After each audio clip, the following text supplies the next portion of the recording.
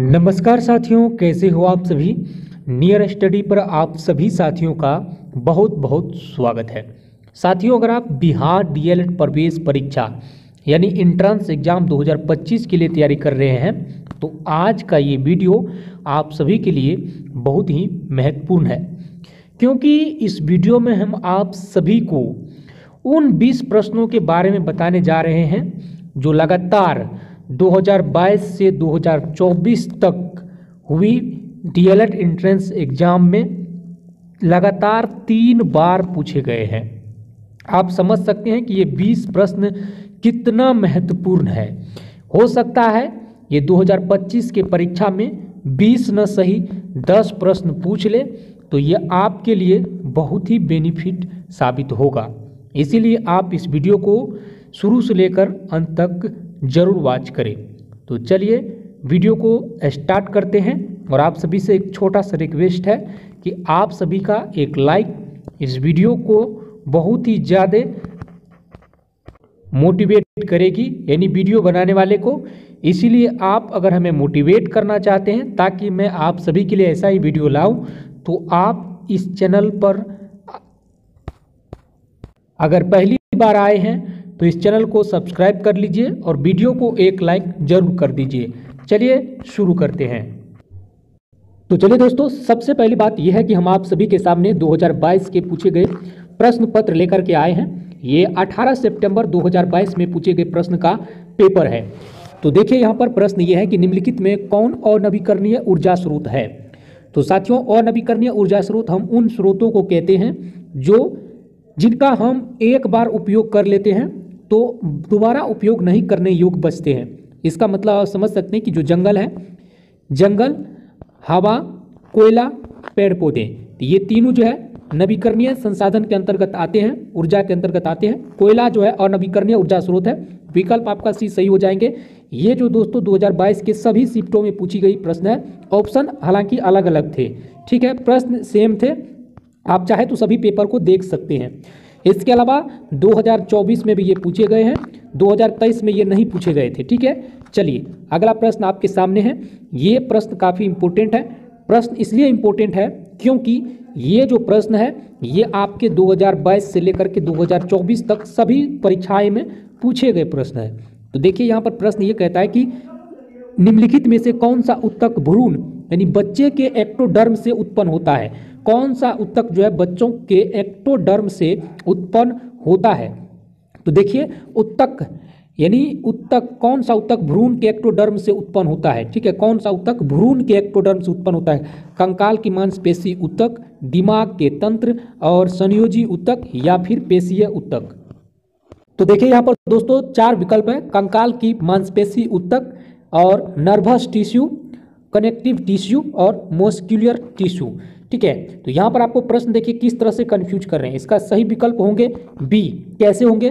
दिमाग के तंत्र जो है ये कंफ्यूज कर रहा है, इसीलिए बहुत सारे स्टूडेंट कंफ्यूज हो जाएंगे। लेकिन इसका इंग्लिश को आप लोग थोड़ा पढ़िए। इंग्लिश है नर्वस टिश्यू।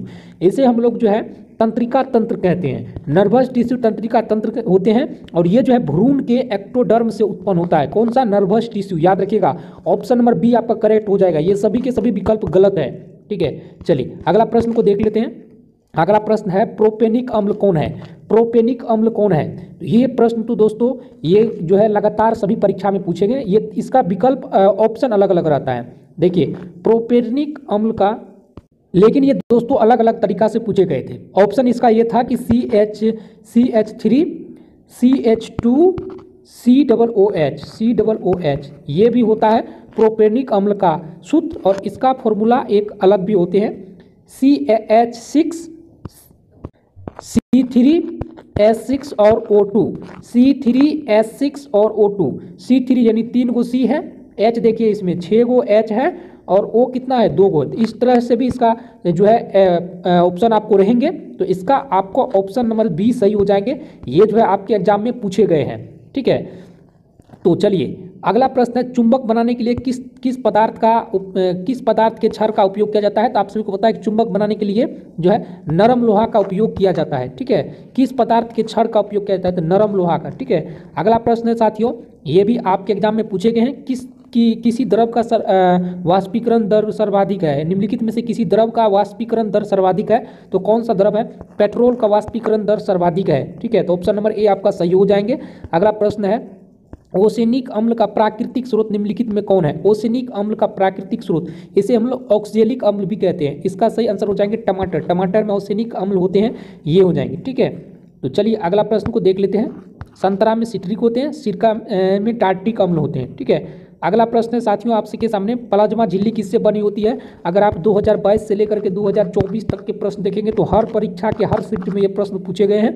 तो ये जो प्रश्न है, प्रोटीन, कार्बोहाइड्रेट और फॉस्फोलिपिड का जो है प्लाज्मा झिल्ली बनी होती है, याद रखिएगा आप लोग। चलिए अगला प्रश्न देखते हैं, पृथ्वी पर गुरुत्वीय त्वरण का मान क्या होता है? याद रखिएगा, पृथ्वी पर गुरुत्वीय त्वरण का मान जो होता है वो भूमध्य रेखा पर सबसे कम होता है। क्या होता है? पृथ्वी पर गुरुत्वीय त्वरण का मान किस पर सबसे कम होता है?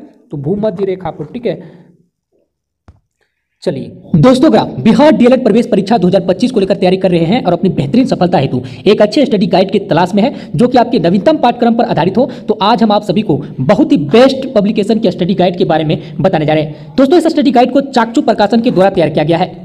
इसमें नए पाठ्यक्रम के अनुसार 3000 से अधिक बहुविकल्पीय प्रश्न का व्याख्यात्मक सहित हल दिए गए हैं। इसके साथ ही 2022 से 2024 तक पूछे गए सभी प्रश्नों का 6 सॉल्व पेपर अलग से दिए गए हैं। इतना ही नहीं, आपकी परीक्षा में इस बार कौन कौन से प्रश्न पूछे जाएंगे और कहां से पूछे जाएंगे, पूरा सिलेबस का विश्लेषण भी इसमें विस्तार से बताए गए हैं। इसके साथ ही बिहार डीएलएड प्रवेश परीक्षा 2025 के लिए चक्षु पब्लिकेशन ने 2200 प्रश्नों का प्रैक्टिस सेट भी लॉन्च किया है, जिसे आप चक्षुबुक.com या फ्लिपकार्ट, अमेजॉन, स्नैपडील, जियो मार्ट या मीशो से आप आसानी से ऑनलाइन घर बैठे मंगा सकते हैं। तो देर किस बात की, जाइए इस कॉम्बो पैक को ऑनलाइन कीजिए और अपनी तैयारी को बेहतरीन बनाइए। अगला प्रश्न है, तत्व मैग्नीशियम सल्फर के साथ अभिक्रिया कर कौन सा गैस बनाता है? तत्व मैग्नीशियम सल्फर के साथ अगर अभिक्रिया करता है तो कौन सा कौन सा बंध बनता है? तो आयनिक बंध बनता है सल्फर। ठीक है, चलिए कौन सा एकल परमाणिक है? एकल परमाणिक। ठीक है, एकल परमाणिक मतलब सबसे हल्का, ये नियोन सबसे भारी है, आर्गन अलग तरह की गैस है और हीलियम एकल परमाणु है। तो इस तरह के प्रश्न आपके एग्जाम में आते हैं, ये लगातार जो है 2 बार पूछे गए हैं। चलिए अगला प्रश्न को देख लेते हैं, निम्नलिखित में से संयोजित, एक मिनट साथियों, निम्नलिखित में से कौन संयोजित टीका है जो बच्चों को डिप्थीरिया, काली खांसी और टेटनस से बचाने के लिए दिया जाता है? तो आप सभी को पता ही है कि डीपीटी का टीका है। ठीक है, डीपीटी का टीका जो है ये बच्चों को खांसी, डिप्थीरिया और टेटनस से बचने के लिए दिया जाता है। ठीक है, कौन सा त्वरण का मात्रक नहीं हो सकता है? त्वरण का मात्रक जो है ये km प्रति सेकेंड नहीं हो सकता है। ठीक है, चलिए अगला प्रश्न को देख लेते हैं। अगला प्रश्न है साथियों, ये प्रश्न जो है आप देखिएगा तो इस टाइप के ये प्रश्न नहीं आए थे, हालांकि इस टाइप के प्रश्न पूछे गए हैं। प्रश्न यह है, किसी वस्तु का वजन 10 न्यूटन है, जब वस्तु को द्रव में पूरी तरह डुबाया जाता है तो उसका वजन जो है 8 न्यूटन रह जाता है।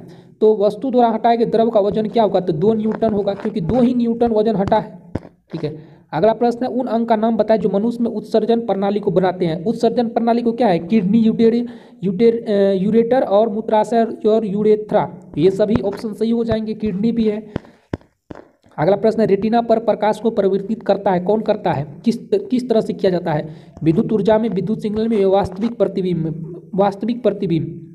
तो रेटिना पर प्रकाश को जो है, इसका सही आंसर वास्तविक प्रतिबिंब ही होगा, क्योंकि ये एक विद्युत सिग्नल यहाँ पर ऑप्शन दिया था, लेकिन ये भी सही हो सकता है इंटो इलेक्ट्रिकल सिग्नल। ठीक है, तो ये भी इसका ऑप्शन नंबर बी दिया है, लेकिन वास्तविक मतलब उल्टा प्रतिबिंब में परिवर्तित किया जाता है। ठीक है, चलिए अगला प्रश्न है, घरेलू परिपथ में उदासीन तार का रंग क्या होता है? हरा। ये उदासीन तार का रंग काला होता है। ठीक है, काला, ये हरा अलग है लेकिन काला रखा जाता है, इसका परफेक्ट आपका काला होगा। देखिए किंगडम प्लांटे में शामिल है कौन? किंगडम प्लांटे जो भी होते हैं, जो भी एकोशिकीय पौधे होते हैं, जैसे सेवाल, ब्रायोफाइटा, टेरिडोफाइटा, जिम्नोएस्पर्म, एंजियोस्पर्म, ये सभी हो जाएंगे। ऑप्शन नंबर डी सही हो जाएंगे, सबको याद कर लीजिएगा। अगला प्रश्न, पहाड़ क्षेत्रों में मृदा अपरदन को रोकने के लिए विधि को अपनाया जाता है, उसे कौन सी विधि कहते हैं? सोपानी कृषि। ठीक है, अगला प्रश्न है, मास 1407 जो कि एक अधिक उपज देने वाली कीट मुक्त प्रजाति है, कौन सा है? सोयाबीन। ठीक है, अगला प्रश्न, इनमें कौन सा लक्षण प्रभावी है? कौन सा लक्षण प्रभावी है? तो याद रखना है, यहाँ पर देखिए बीज का झुर्रीदार आकार, ये भी प्रभावी नहीं है। फूलों का शिखर स्थिति, ये भी सही नहीं। बीज पत्री द्वारा हरा रंग, ये भी गलत है। फूलों की अक्षीय स्थिति, ठीक है, एक्सियल पोजीशन। चलिए अगला प्रश्न देख लेते हैं। लोकतंत्र के सामने सबसे बड़ी चुनौती क्या है? तो ये तो आपका जो है लोकतंत्र को सशक्त बनाना। अब हम लोग जो 20 प्रश्न आपको हम बताए हैं ये काफ़ी इंपॉर्टेंट है। अगर आप सभी को वीडियो पसंद आए तो वीडियो को आप लाइक कर दीजिए और चैनल को सब्सक्राइब जरूर कर लीजिए। और डिस्क्रिप्शन में जाइए, व्हाट्सएप टेलीग्राम का ग्रुप है, उसे जरूर ज्वाइन कर लीजिए। और अगर आपको 4 सब्जेक्ट वाला PDF चाहिए तो आप हमारे व्हाट्सएप नंबर पर कॉन्टैक्ट कर सकते हैं। मिलते हैं अगले वीडियो लेकर, तब तक के लिए धन्यवाद।